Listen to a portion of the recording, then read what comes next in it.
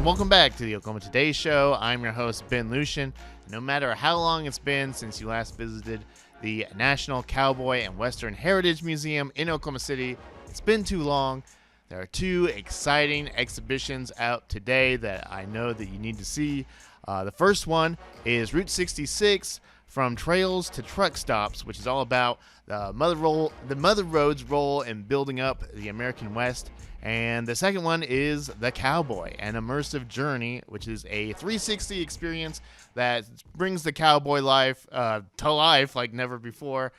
We got a chance to look at it during a recent trip, and you will get to see that. But first, a message from our sponsor. International dining in Edmond. You don't have to travel the world to enjoy delicious international flavors. For example, Vignola's Kitchen. Welcome to Vignola's. This is our pappardelle bolognese. Jody loves Italian food. Zarate's Grill. Thank you for coming to Zarate's. And this is two of our special dishes here, which is the lomo saltado. It's a Peruvian dish. Next dish right here is our Peruvian chicken kebab. So bring up the family here and have a good time with us. Ben loves Latin American food. Desi Corner. Welcome to Desi Corner. My name is Sasi, and today's special is tandoor chicken and chicken tikka kebab and malai chicken, and also tandoor fish. It's a pampano. It's like this, the chicken tikka masala. It's go good well with garlic naan. Jin loves Indian food. Riviere Modern Vietnamese. Today in front of us, we have three of our signature dishes here at Riviere. This is our blackened shrimp and lemongrass pork vermicelli bowl with the nam nok on the side. Our hand-rolled Vietnamese pork-filled egg rolls. And then one of our signature dishes, the Vietnamese pho, served with brisket and our shaved steak. Nathan loves Vietnamese. Check out the dining page at visitedmond.com and click the international category for a list of more than 30 amazing local restaurants from around the world. As promised, we are here getting our kicks in, continuing our coverage of this Route 66 centennial year. I'm with my friend David Davis. We're here at the National Cowboy and Western Heritage Museum in Oklahoma City, and you do some curation work here, right? What's your job title? That's right. I'm Chief Curatorial Officer here at the museum, and yeah, we do a lot of exhibits and collecting and all the museum stuff. Excellent. Well, we're here to learn about this new Route 66 exhibit here at the Cowboy. Before we get into the history of it, I guess what can you tell me about what should people expect when they come to see this? What sort of pieces have you been able to assemble here? Well, so this is kind of a unique story about Route 66, and so we wanted to make it cowboy. Of course, we're the Cowboy Museum, and so what aspects of that story make it something about the American West. And that was easy because Route 66 is right in the center of that story. Sure. We tell the story of the American West from early history all the way to today because, hey, we're still thriving as, a Western state, all the Western states, all the cultures, everything. Yes. And so, it's a today story, it's a yesterday story, well, so is Route 66. Yeah. And it's, like I said, it's right in the middle. And so what was one of the great things that we were able to uncover and do a little bit of research on was what really led to that one route across the country. Yeah. And how we travel that kind of southerly route. It drops down from Chicago, goes right to Tulsa, and then starts to head straight over west all the way to Santa Monica. Well, there's a lot of early history to that one just way that you go across the country. Yes. Well, it turns out that, started looking at the railroad history. And, where the American West is all tied up in railroad history, of course. Right. And so we started looking at the explorations that led to those routes. Okay. Yeah, so I knew that, before the famous transcontinental railroads were finished, there were some explorations that the government did. Mm-hmm. Military explorations. They would just travel out west looking at the geology and the wildlife, a lot like what Lewis and Clark did a long time before them, but a lot later. And so what I found was that there was one specific expedition in 1853-54. Mm-hmm. It was Captain Emil Weeks Whipple, and what he was commanded to do was to explore along the 35th parallel. Yeah. Well, the 35th parallel, if you look at one of those maps with latitude and longitude, that's the line. That's the line that really would become the Transcontinental Railroad. And then, as we know a little bit about our Route 66 history, that highway followed along the railroad route because it was really following the path of least resistance. Yes. The best way to get across easily and safely. And now our modern interstates follow the same way. Yes, exactly. And there's some journals and things that I guess haven't been on display before, to your knowledge, right? Absolutely. So when I was looking at those expeditions, turns out the Oklahoma Historical Society, who, by the way, couldn't have done this exhibit without their help. Absolutely. Their research library has an amazing collection. It is the collection of Captain Emil Weeks Whipple, who I mentioned, his personal stuff from the expedition. So they actually have his little journal books that he carried with him in 1853-54 and actually hand wrote his experiences down. Yeah. So we have 3 of those on display here. And at the same time, I was able to find one volume, and this is an original print of the 12 volumes of books that the Congress put out. That was the final report for all of those surveys that went out. Some real history here. Absolutely. Yeah. And we can talk more about history later, but I saw those awesome old vehicles back there. What can you tell me? This is the first time cars have actually been inside the National Cowboy Museum. I'm pretty sure it's the first time we've moved cars into the museum, and let me tell you, it was fun. So again, got to make a shout out to the Oklahoma Historical Society. 1948 Chrysler Windsor, all original, very beautiful, kind of a turquoisey blue with lots of chrome. It represents that height of Route 66 culture, the post-war, the automobile boom had already happened, the war was over, people had time, they had money, and really that family vacation was born. The family vacation that we all know, right? In the car, where we're all piled in, it's the unfolding of a map, it's all of those things. So we have that, but at the same time, we have a chronology of vehicles on this big back wall. And let me tell you, we've got imagery behind these vehicles that are 16 feet wide, these historic photographs. But so along with that Chrysler, going back in time, we have a 1923 Model T Coupe. Oh, wow. And then we also have an 1890s, 1880s roundabout buggy, just a single horse buggy. The buggy's really cool. So, and it's really that, it's not only showing the evolution of our conveyances, right? The way that we drive across on roads, but really it's to show the change in the roads themselves. And I mean, hence the title of the exhibit, Trails to Truck Stops, which kind of leads you to think it's from those earliest migrant trails across the West all the way to our modern interstate today. Yes. Well, it sort of touches on one thing I want to think about, which is sort of the history of travel. And so this is the 100-year anniversary of Route 66. We sort of take that highway travel for granted now, but going back 100 years, when people thought about traveling the continent, or did they even think about doing that? How did Route 66 sort of change travel? Well, I'll say it took a while for it to change travel. That's what really surprised me. Okay. Sometimes you go into history a little bit with a preconceived notion. Yeah. And I did that. I thought, okay, Route 66 had to have changed everything immediately. But really it didn't. It was, when you look back at the way it was put together, it was a little bit of a Frankenstein of a road. They kind of pieced together already existing roads. And so we celebrate the centennial as of, it was born in 1926. However, it was not fully paved until 1938. Oh, wow. So, just 100 years ago, traveling across the West was actually scarier than you think. And so that's kind of what I came to find out as I read into this history. And so right before Route 66, there were these networks of roads that had their own promotional associations. And so like right here where we are in Oklahoma, going across roughly from Arkansas through Oklahoma, through New Mexico, they were called the Ozark Trails.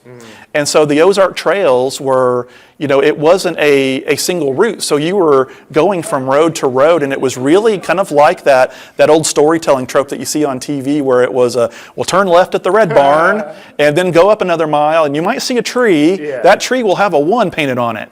So and it really is a lot like that. As a matter of fact, when you look at some of the earliest travel guides, they actually have written out directions on how to get from one town to another, and it sounds an awful lot like that. No Google Maps, no Siri? Exactly right. Okay. Route 66 is kind of the gateway to the West, How did the route, or did the route come to change the West in any way? Well, so it really did, and from what I've looked at and what our exhibit says, the change really occurred after World War II, when that travel boom really happened. Yes. Now, if you go back in time a little bit, Route 66 was immortalized a little bit before that. It really became immortalized because of the Depression and because of the Dust Bowl. Right. And the famous Steinbeck novel Grapes of Wrath, which told that story.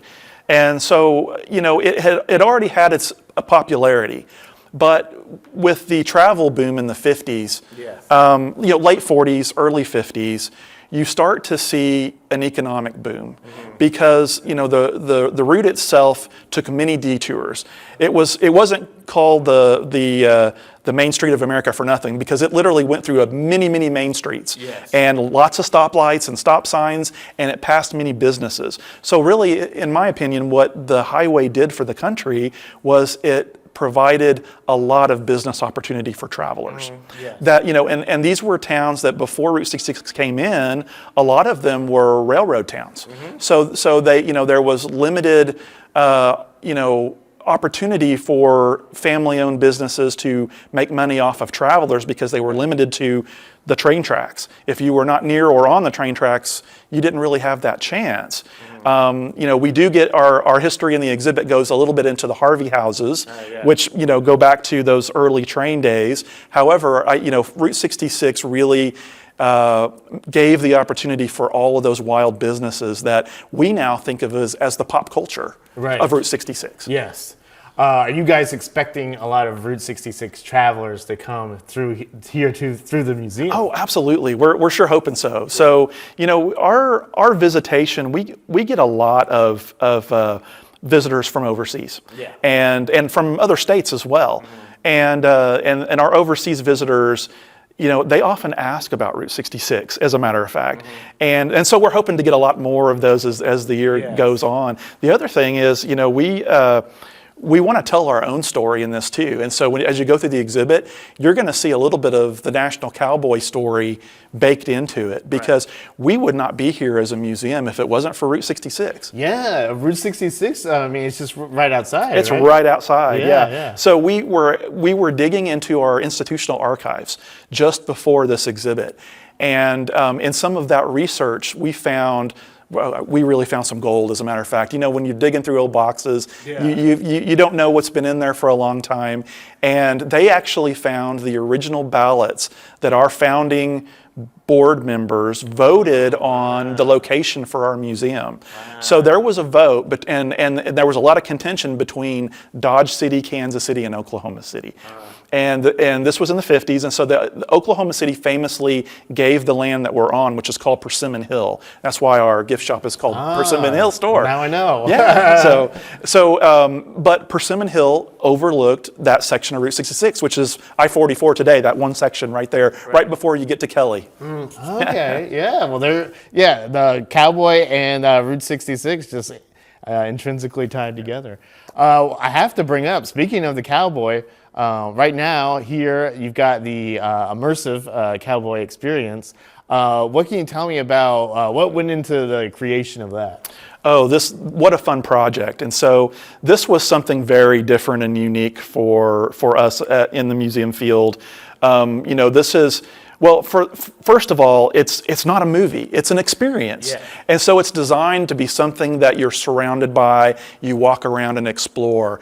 And so we worked with some really creative people at Lighthouse and Visione. So Visione were the animators. They're out of Rome, Italy. They're fantastic. And so what we did was we consulted and helped to write the script as far as, how do we represent the cowboy and that history story, and making sure that the imagery, the animations are just right. So when you're depicting a cowboy on a cattle trail in the 1870s, what does his hat look like? Yes. It's that kind of thing.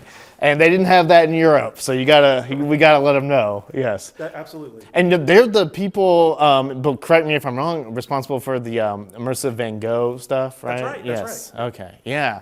Well, that a lot of people are really excited about that, and like you said, you paid a lot of attention to the historical basis of creating. Right. And one really important thing is that the earlier story, so this is a little bit, the experience is a little bit chronological, and it starts with the famous cattle trails. Right. So this is the late 1800s when, there were a lot of free roaming longhorn cattle in Texas, that were kind of left alone because of the Civil War, mostly. So these free ranging cows had bred, and these herds just got enormous. Yeah. And so there were some Texans down there that realized the business opportunity because there was need for beef. Yes. And so the idea was to push them north. There was also at the same time advocation for the railroads were coming through. And of course this is connected to the story we're telling here in Route 66, right? They're all connected. They're all connected. And so but those first railheads that came into Kansas, like Abilene, Kansas, that's what these drovers were pushing these really long, herds of these longhorns up to these railheads, sell them at market there, and then get them on the trains to go back east to the beef market. Right. So it was just instant money. Yeah. But it was a lot of hard work. Yeah. So that's what we really wanted to portray in this story. Now the great thing is we have some great stuff here in our collection to help us with that. One of the things that the earliest part of this immersive experience is based on is a journal, a handwritten journal. So it's arguably the earliest handwritten journal that's written by a cowboy that experienced the cowboy trail while he was on the cowboy trail. Wow. So this dates back to 1868, is handwritten, and we feature it specifically in the show itself. It's really a cool thing. We can't get a better resource than that. No. Yeah, right. All right, well, we've got the Route 66 exhibit, we've got the Immersive Cowboy exhibit. Anything else coming out this year that you're really excited about, or that you can share with me? I don't know. Well, no, absolutely. So, we do a major temporary exhibit every year, and so our next one that we're thinking about and we're planning is about the Hollywood cowboy. So we're looking at the movie industry. We're looking at how the cowboy became immortalized. How did he transcend that guy that was the drover on the cattle trail, the real one, all the way to what it represents today. We here at the museum tend to look at the cowboy like, well, he's truly an icon. And much like, the British knight or the Japanese samurai. It represents our American culture in just one single individual, whether male or female, and we're realizing the diversity of the cowboy and that true origin, but it's, the popular culture is worldwide, and so that's what we want to celebrate. For sure. Yeah, and like you said, there's a worldwide appeal to Route 66. Hoping a lot of international travelers come through. David, thank you so much for talking to us, and also just all your work in helping put this together. Well, thank you for having me. Yes, thank you, David. And we are back here. It was a lot of fun being able to check out both of those two amazing exhibits at the Cowboy. That Cowboy one, that immersive experience is a heck of a thing. It is so cool. Yeah. Really, there is no better time to visit the Cowboy Museum than right now. Not at all. And we also got to go, it's on our social media, but we got to go to the soft opening of Carletti's, which is next door. Ah, yes. Where County Line Barbecue used to be, and that place is awesome too. So. And right there on Route 66. Right there on Route 66. Good time to go to the Cowboy. Yeah, very absolutely. good time. Not that there's ever a bad time. No. I mean, 3 in the morning is a bad time to go to the Especially if you're not going right now, you're kind of missing out. Exactly. All right. Well, this is the Oklahoma Today Show. To my right is Nathan Gunner, and to my left is Carly Ibarra. How's everyone doing today? Excellent. Yes, Good. Very good.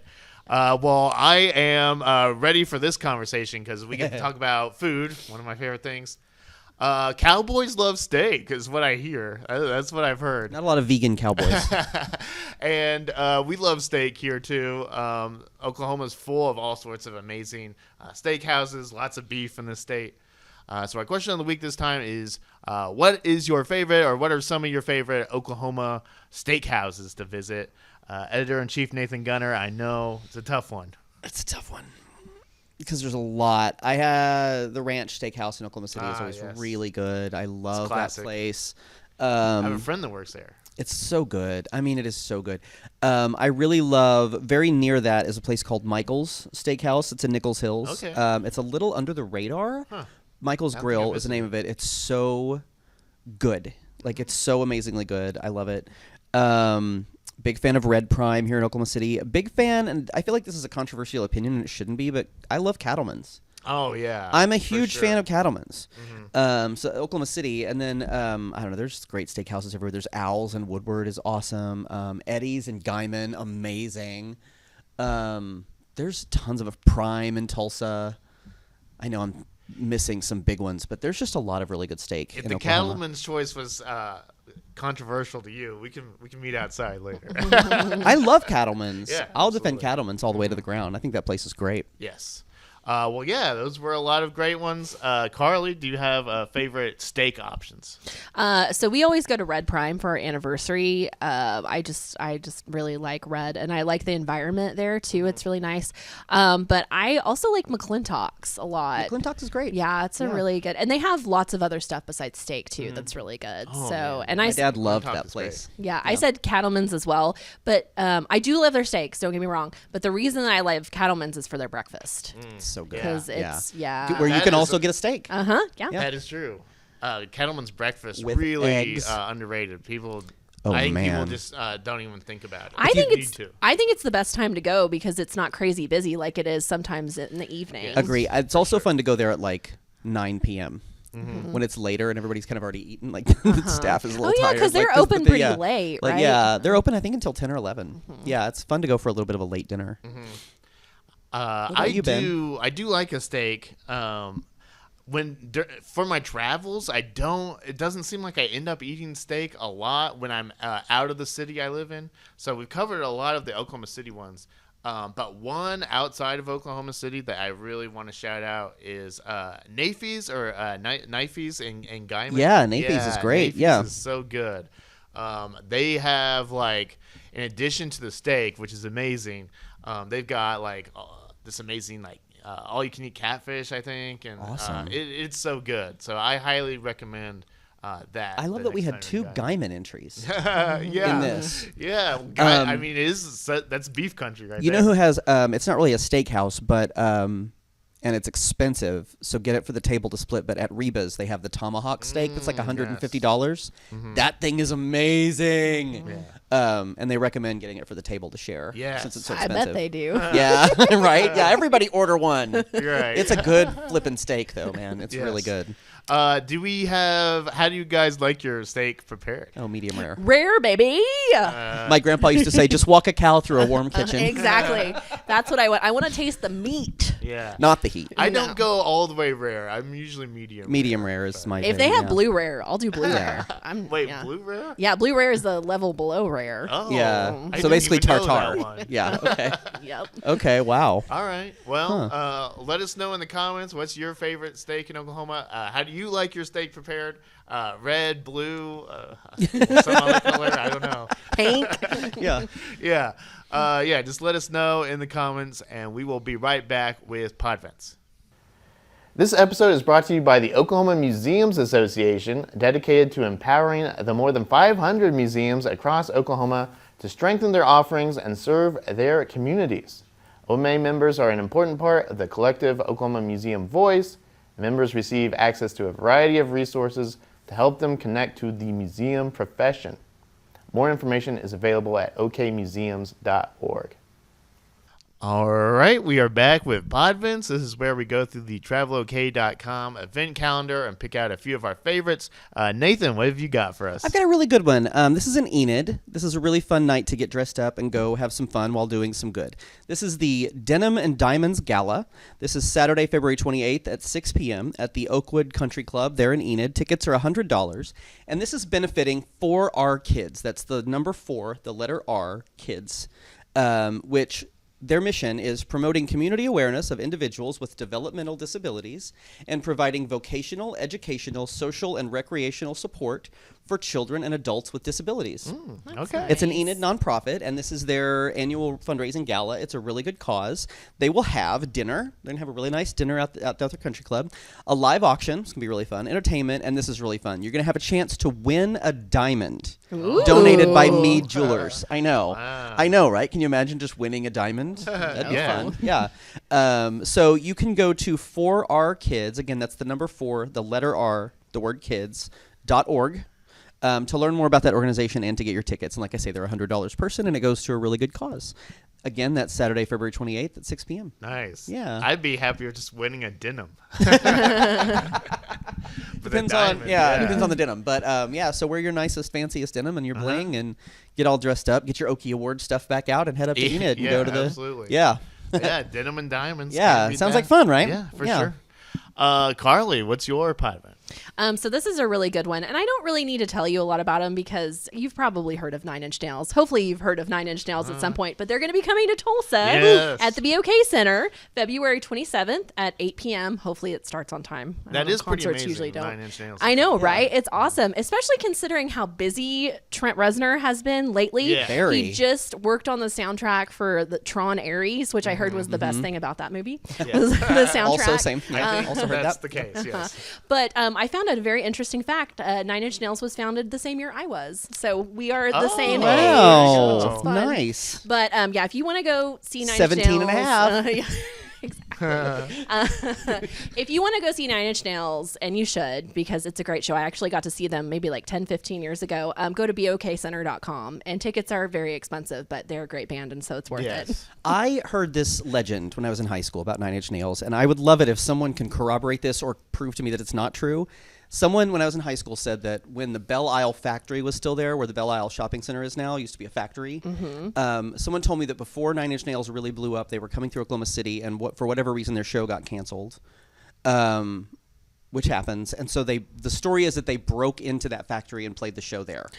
That's cool. I know, and I've never corroborated whether or not that's true or not. I want it to be true so badly. So if you're watching and you can corroborate that for me or prove to me that it's not true, I would love to know one way or the other. Especially if you were at the show. Right. I would love to know what that show is like.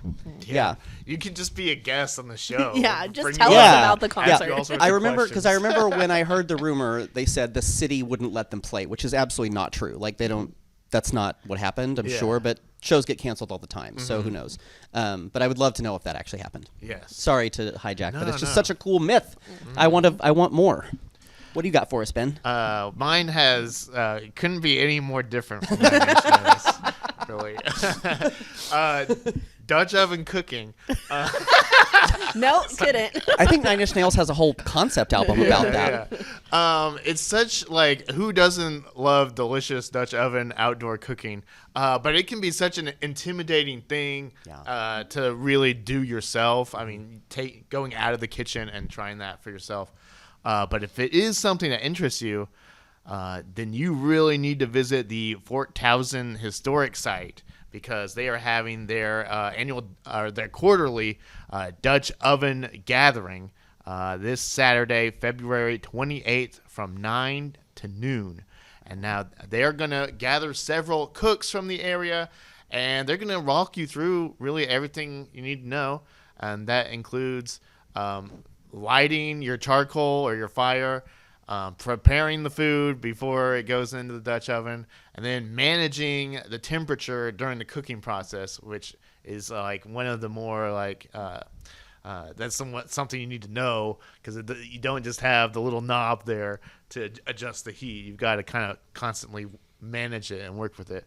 And then best part of all is around noon, you'll finally get to sample some of that delicious food that they've been preparing. It is free.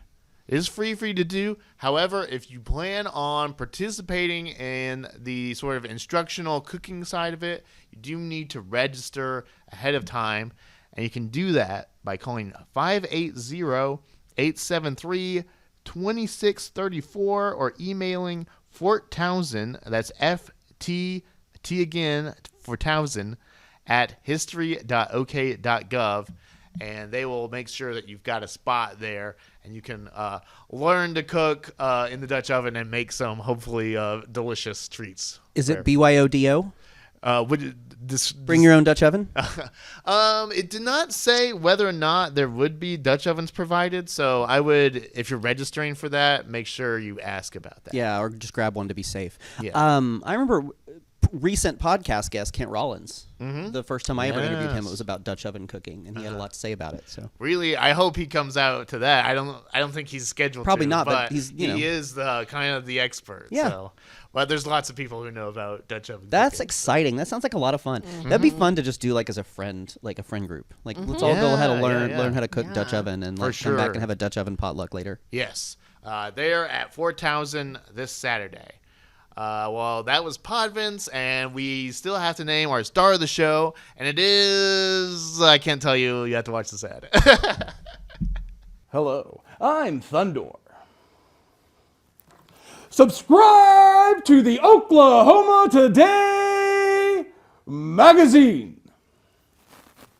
We are back for star of the show, as promised, and I have to give it to the National Cowboy and Western Heritage Museum, especially for putting together that immersive cowboy exhibit. Oh my gosh, that so is cool. Just so awesome. Yeehaw. So cool. Like I went to the media preview of that, and at the very beginning, the ground starts to move under your feet, and it doesn't really move, but like it's so convincing. Everyone is moving. like nothing is actually moving, but everyone did that and studied themselves. It was crazy. Yeah, it was so fun. Yeah, I'm so glad that they got that. It's together. the neatest little. It goes to the whole history of cowboys and it's a cool deal. I can't wait to see the Route 66 one, man. Yeah. It's really awesome. I love that museum so much. Yes. They're doing such a good job. Well, that's actually all we've got for you this week. This has been the show known from here to Hennessy, home of the Oklahoma's largest cowboy hat. It's true. Look it up. As the Oklahoma Today show, head to oklahomatoday.com or pick up our latest issue on newsstands right now. Send your feedback to oktpod@travelok.com, and we'll talk to you again next week. Goodbye. Goodbye.